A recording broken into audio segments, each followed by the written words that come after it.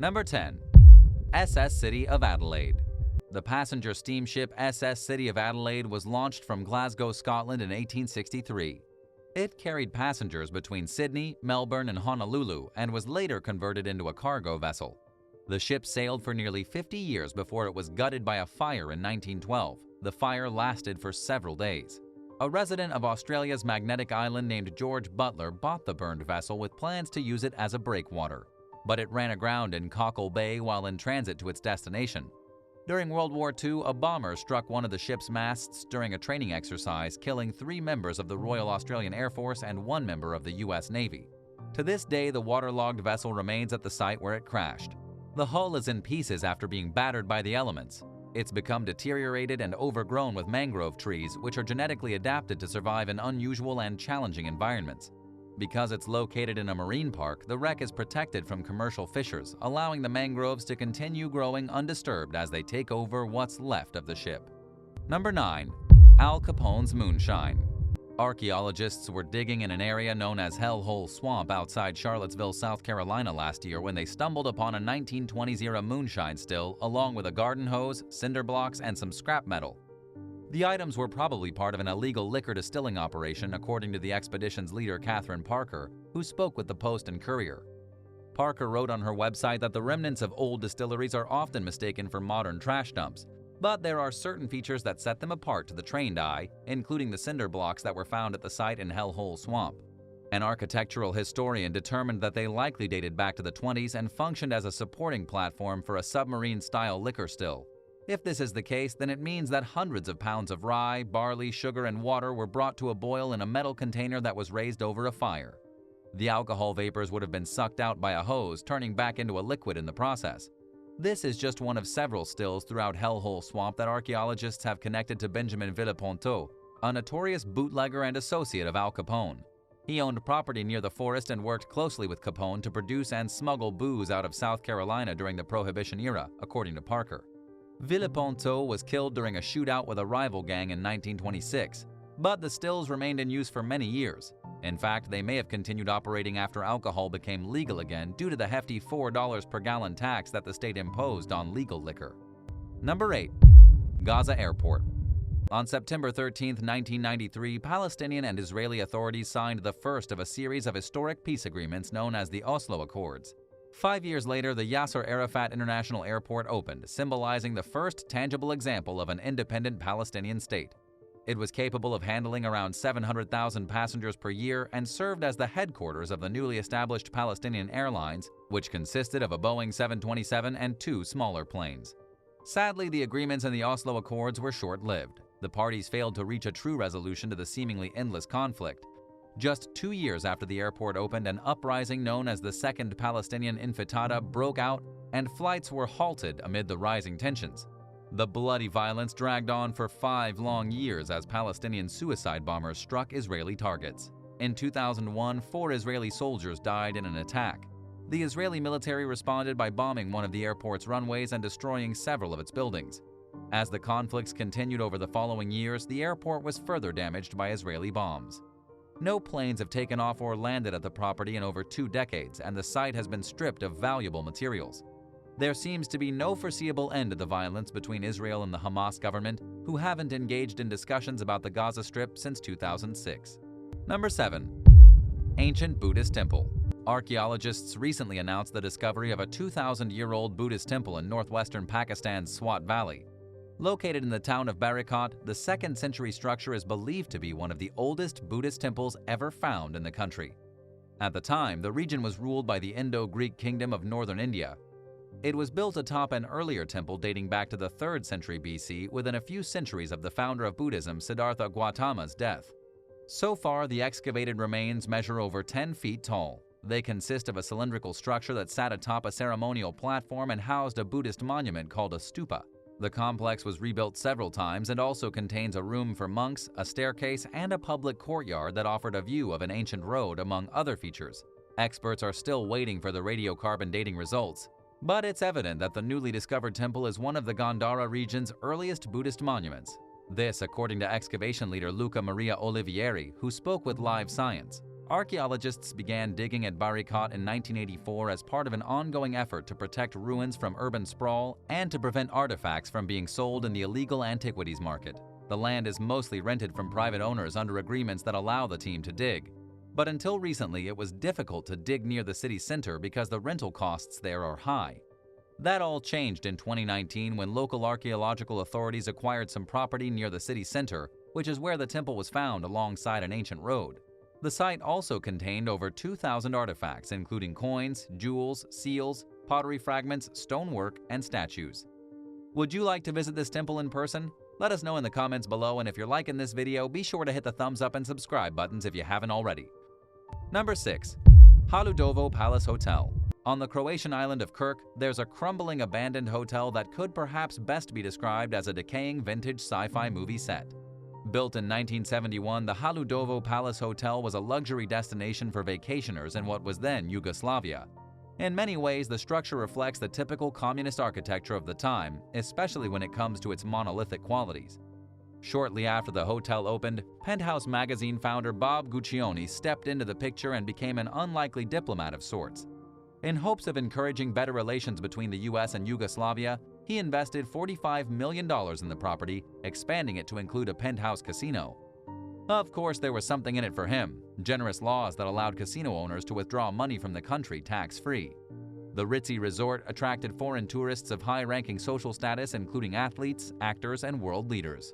But these glory days came to an abrupt end when war broke out in Yugoslavia in 1990. The war drove away the high-end clientele that the Haludovo Palace Hotel depended on to stay afloat. The business closed and became a shelter for refugees. It sat abandoned for years before Croatia gained its independence. By then it was decrepit and arguably beyond saving, but several owners nevertheless attempted to revive it. The final guests stayed at the Haludovo Palace Hotel in 2001. Skylights and windows are broken, the elevators are in disrepair, and the pool is empty and missing tiles. In addition to being an eyesore, the site is a safety hazard. Concrete is crumbling, metal fixtures are rusted and sharp, and chunks of broken glass are subject to fall onto someone at any given moment. It's unlikely that the Haludovo Palace Hotel will ever bounce back. The property is an utter disaster, and not to mention its fixtures and style are completely outdated and bizarre according to modern tastes. Most investors see the cost of fixing the place up as far more than it's worth. Number 5. Coco Palms Resort. The prestigious Coco Palms Resort on the Hawaiian island of Kauai became a hit among celebrities like Elvis Presley and Frank Sinatra after opening its doors in 1953. It was built in place of a struggling 24-room lodge owned by Veda Hills, the widow of the late hotelier Alfred Hills. The 46-acre resort grew to include over 400 rooms under the ownership of hotel magnate Lyle Gus Guslander. Over the next 40 years, it continued to attract big-name guests and even some royals, including the Prince and Princess of Japan. It was featured in numerous movies, including Elvis Presley's Blue Hawaii, but the resort was shuttered in 1992 after sustaining serious damage from Hurricane Iniki in 1992. The Category 4 storm battered the hotel with 145-mile-per-hour winds, leaving it in disrepair. It fell even further into decay over the following decades as thieves gutted the property of anything valuable. On 2 separate occasions, it caught fire. Plants have made their way into the dilapidated buildings, which are on the brink of collapse from flood damage and caved-in roofs and staircases. Debris and dirt cover the site, which has allegedly become a hotbed for drug sales and other illegal activity, as well as a grazing area for cattle. Last year, following several attempts to sell and repurpose the property, Private Capital Group bought the resort for $22 million as the sole bidder in a foreclosure auction. The company had funded the previous owners, who failed to redevelop the property and fell more than $45 million in debt. At the time of the sale, Private Capital offered no clues regarding its plans for the defunct resort. But the company is free to recoup its money by selling the property, and a local nonprofit hopes to turn it into a park. Number 4. Ram-headed Sphinx. While digging at the ancient Gebel el-Silsila site near Aswan, Egypt in 2019, archaeologists discovered a ram-headed sandstone sphinx. Dating back more than 3,000 years, the 11.5-foot-tall monument was found in a pit of quarry debris that was dumped during the Roman era. It was left in an ancient carving workshop, perhaps as a cancelled order. The Sphinx was probably carved during the reign of King Tut's grandfather, Pharaoh Amenhotep III. This and other sculptures may have been commissioned by the pharaoh and abandoned when he died. Known as the Cryo-Sphinx, It was found amid a collection of other artifacts, including a carved cobra, a uraeus, which symbolized royalty, and a small baby sphinx, which may have been carved as practice. A collapsed shrine dedicated to Amenhotep III was uncovered nearby. The pharaoh ruled from around 1390 to 1350 BC during Egypt's New Kingdom era. In addition to functioning as a quarry, Gebel el-Silsila was home to the quarry's workers and their families. The site contains a necropolis filled with the remains of men, women, and children, as well as the statues of wealthy officials. Archaeologists also found a watery soup of human remains inside an unlooted tomb. Number 3. Viaduct Petrobras. There's a massive elevated road that cuts through the middle of the rainforest in the Brazilian state of São Paulo before simply disappearing. Known as the Rio-Santos Highway or the Viaduct Petrobras, it was built during the 1960s with plans to connect it to the existing BR-101 highway. But a last-minute change of plans linked the BR-101 to a coastal highway, and the Viaduct Petrobras was abandoned in its unfinished state. Measuring nearly 1,000 feet long and 131 feet tall, the gargantuan concrete structure is slowly being reclaimed by nature. This road to nowhere was part of the Brazilian government's ambitions to complete numerous massive projects, but there were problems with it from the beginning. Working conditions were torturous, and construction ground to a halt as the country descended into an economic crisis. The highway has sat abandoned ever since. It's become a popular bungee diving site among adventurous tourists who travel to the Salesopolis Caragua in Porto Novo before completing the rest of their journey on foot or by motorbike. Number 2. Tel Kabri Palace. Dating back to the 18th century BC, the Tel Kabri Palace in northern Israel once served as the population's political center. The sprawling 65,000 square foot Canaanite complex is larger than a modern-day shopping mall. It boasted an elegant banquet hall, fancy wall paintings, and storage rooms filled with over 100 jars of spiced wine. For reasons that have long stumped archaeologists, the palace was abruptly abandoned shortly after undergoing renovations and remained empty for roughly 1,000 years. Since the structure is in a tectonically active region, it made sense to connect the site's desertion to an earthquake, but experts hesitated to assign blame. They got closer to an explanation as the excavation progressed, ruling out drought, flood, fire, weapons, violence, and other causes along the way. After years of investigating, it became apparent that an earthquake was the most likely culprit after all. What seemed at first like a deliberately cut trench running through the palace turned out to be earthquake damage. Offset walls, wavy floors filled with pockmarks, and other damage further supported the idea that an earthquake destroyed Tel Kabri Palace. Sediments covering the floor told the story of a sudden catastrophic event, rather than decay that occurred slowly over time. This is concerning for modern residents who live along a fault line that is not considered to be active, but which might actually be if it had anything to do with the palace's destruction. Number 1. Ancient coins. In 2018, archaeologists found a soapstone jar filled with over 300 Roman imperial-era coins and a golden bar while excavating the Cressoni Theater north of Milan in Como, Italy. Whoever left the jar deposited it in such a way that they'd be able to quickly and easily retrieve it, according to rare coin expert Maria Garcia Facchinetti. She further explained that the coins were stacked in rolls much like those seen in modern banks, leading the team to believe that the owner was likely a public bank or institution.